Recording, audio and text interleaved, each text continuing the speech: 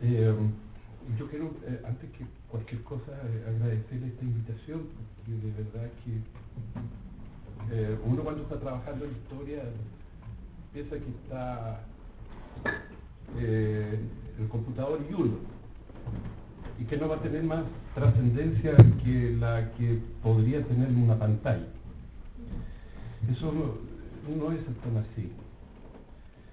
Y además me genera yo diría una gratitud enorme el hecho de que este tipo de eventos se produzcan en un escenario electoral.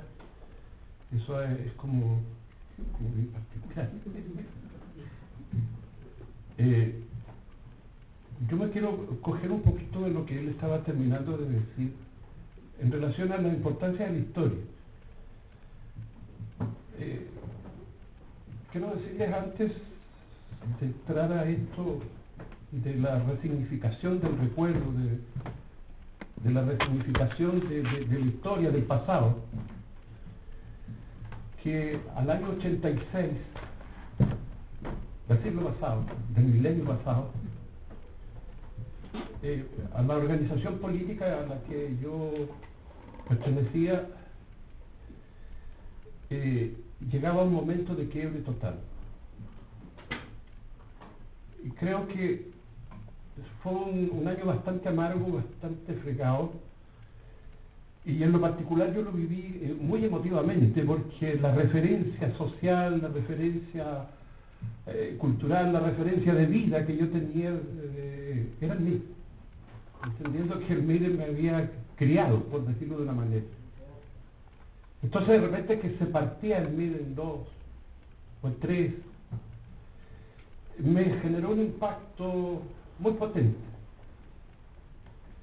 Y eso me llevó a desafiarme a escribir una historia, que recién se dio presente como papelito escrito en el año 90, con un prólogo muy generoso, pero a su vez muy crítico, del profesor Clodomiro Almeida, y que se llamó Mir, una historia, que algunos miristas muy sensibles dijeron: este es el Mir rosado. Lo que no me molestaba, porque yo no soy, digamos, ningún personaje que tenga problemas con los colores, y más aún si tienen alguna connotación de carácter sexual. Yo no me hago ese tipo de problemas. Yo puse allí una historia con una intención clara, y lo digo en la introducción, porque habrán tantas historias del MIR como milita la escriba. Y hoy día, o cuando me llegó esta invitación muy generosa, vi que decía historias del MIR. Eso me hizo pensar naturalmente que el año 90 la había juntado. Entonces me puse a pensar para qué podía servir esto de escribir la historia del MIR. Y me ha ido cambiando cada vez más el sentido de por qué yo escribo la historia del MIR, porque todavía estoy en lo mismo. Porque cada evento, cada momento de la vida que yo estoy transitando me hace ver al MIR y la historia de de manera distinta. Y eso es justamente la riqueza de la historia, esa es vida. Eso es lo que genera movimiento al final de la jornada. El que para uno en un minuto tenga un significado ese hecho histórico y mañana tenga otro significado.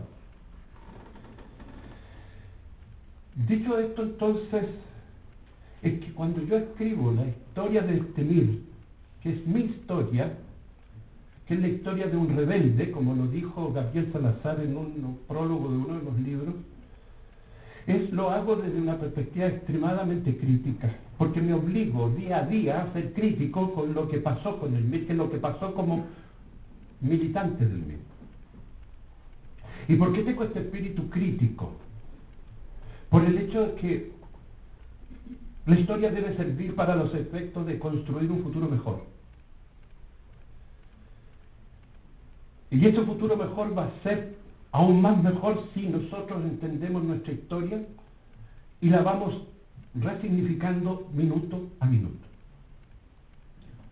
De lo contrario no podríamos ser dialécticos, seríamos dogmáticos. Y en eso sí que nos entraríamos a separar en términos de vista de lo que es la historia. Yo quiero decirles entonces que son cuatro tomos de la historia del MIR, las que he trabajado. Hasta este minuto yo acabo de terminar, me faltan unos rellenos, el cuarto y último tomo del MIR, que concluye el año 86 y partió en 1965, y termino el año 86 justamente porque es el instante en que yo creo que voy a haber ya saldado la cuenta que creí imponerme justamente entre el año 86 y el año 87. Una vez presentado esto y mi intención, yo he construido algunos aprendizajes.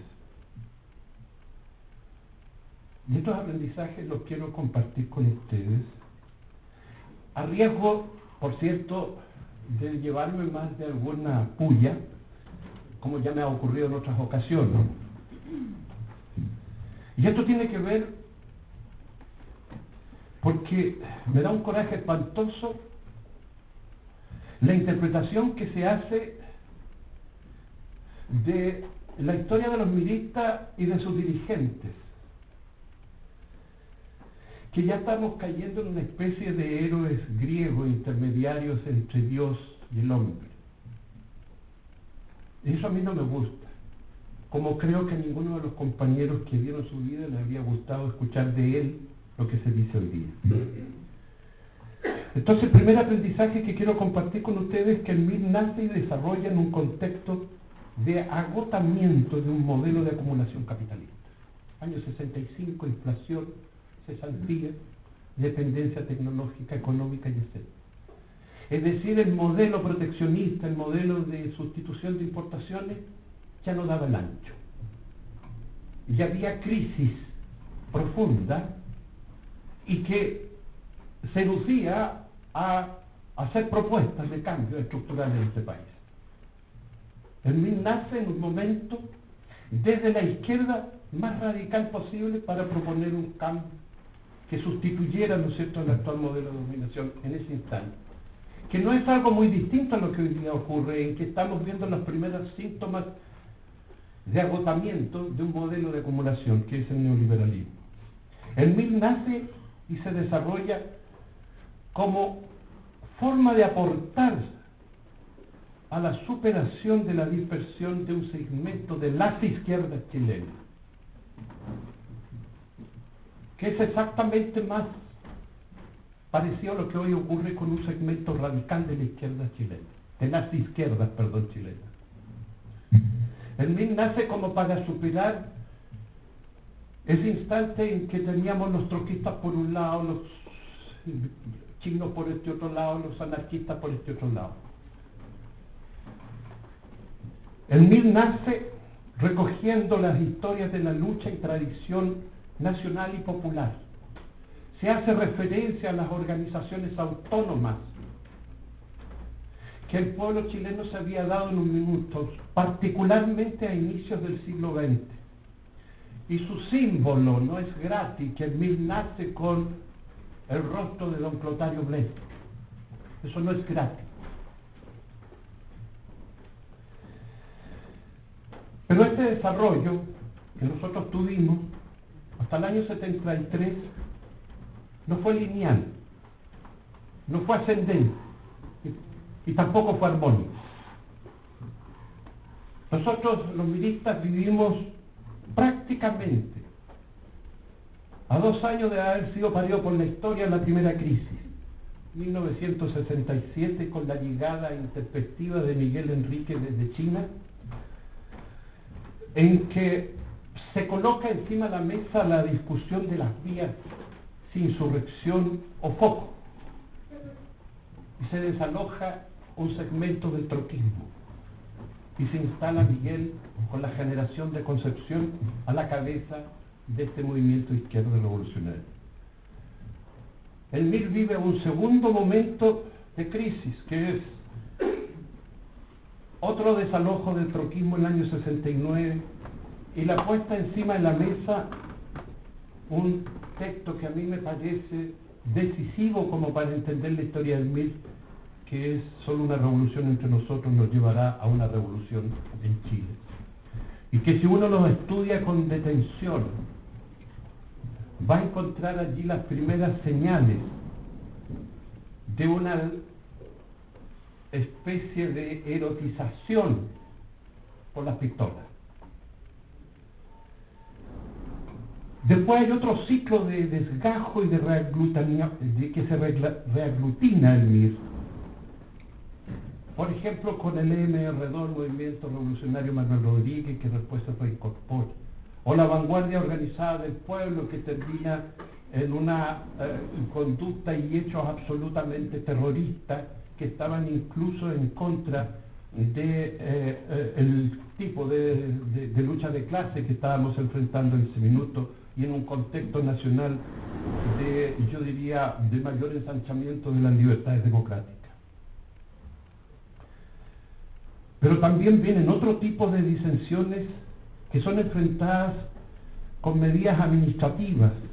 Por ejemplo, la tensión penquista el año 73, verano del año 73, o la propuesta de la colonia de Valparaíso en el año 74,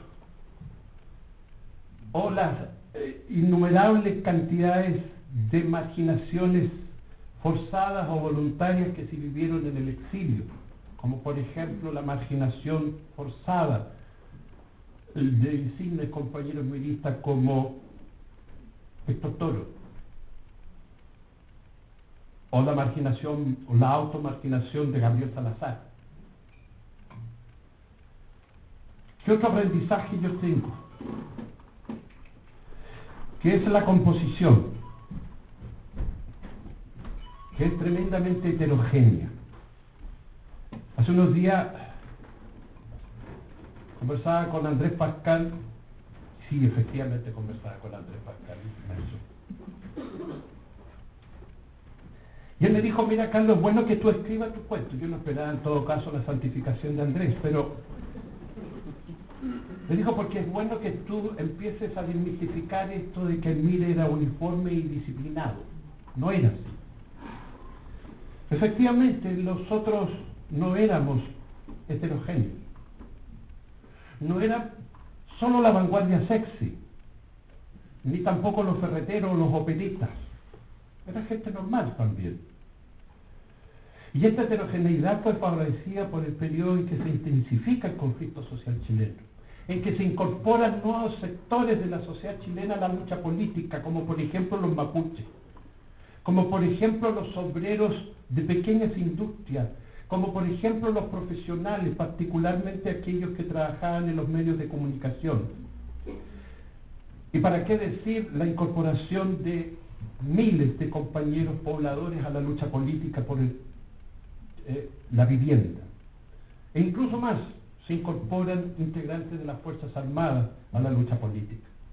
Eso hace que el MIR, en este gran periodo de los 1000 días de la Unidad Popular, crezca, desarrolle, pero tenga un perfil, yo diría, abigarrado, que no es exactamente esta especie de legión castrense que algunos creyeron que éramos. Más aún, y hace un rato escuchábamos el testimonio de un compañero acá, no hubo solo marxistas, también hubo cristianos, anarquistas, maoístas, troquistas, sindicalistas. Era un verdadero mosaico de pensamientos y actuales. Había dueñas de casas, habían compañeros gay, en fin, no era un ejército revolucionario como se quiso que fuese. ¿Qué otro aprendizaje he hecho en este largo camino de escribir desde el año 89 a hoy día? Me he dado cuenta, por ejemplo, que los códigos comunicacionales que teníamos reflejaban un exquisito verticalismo, e incluso un verticalismo descalificador. Uno le decíamos a otro militarista y el otro nos respondía fascista, peyorativamente. La relación de arriba hacia abajo era, lo dijo la CP, era como el Evangelio. Si lo dijo la CP es verdad absoluta. El MIR no se asila, no se entrega, no habla en la tortura. Señor general, dígale usted a mi compañero que no hablé. Relataba el rebelde a propósito de un compañero que aparentemente había escrito aquello. Viene de arriba, me recuerda esto el Espíritu Santo. ¿Y eso qué ocurre? ¿Qué significa? ¿Qué impacto tiene una militancia tan heterogénea y tan desparramada en el país? Inhibió a la reflexión.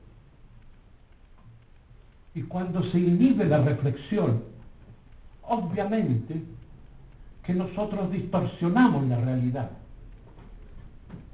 Y cuando distorsionamos la realidad, actuamos en contra de ella y terminamos siendo aplastados o derrotados. ¿Cómo fue la derrota del proyecto revolucionario propuesto por el MIR? Estoy terminando. No obstante, hay otros aprendizajes que yo creo que son necesarios de recordar, como por ejemplo la irrupción del milismo ochentero, que vino a refrescar la atmósfera interna. No solo los jóvenes, sino que también hubo mujeres y pobladores anónimos, como Lázaro Pérez, como el Maestro Tapia, como la vieja Rasca, que trajeron aires distintos al MIR, que abrieron la ventana del MIR, como el Hekan Mehmet, como el Toño Román, abrieron las puertas del MIR a una vida social distinta. En definitiva, yo quiero cerrar que esta historia, que son ya alrededor de 1700 y tantas páginas de libro escritas, y tuve tres alternativas para abordarla. A través de sus documentos, que es la historia muerta, inerte, estática, a través de sus entrevistas de dirigentes, que es una historia desde arriba, y yo una metodología que es entrevista de la militancia, que es la historia desde abajo. He tratado con mucho esfuerzo hacer una especie de convergencia de ellos para los efectos de aproximarme a un tipo de historia que satisfaga en alguna medida ese desafío que me puse en el año 86.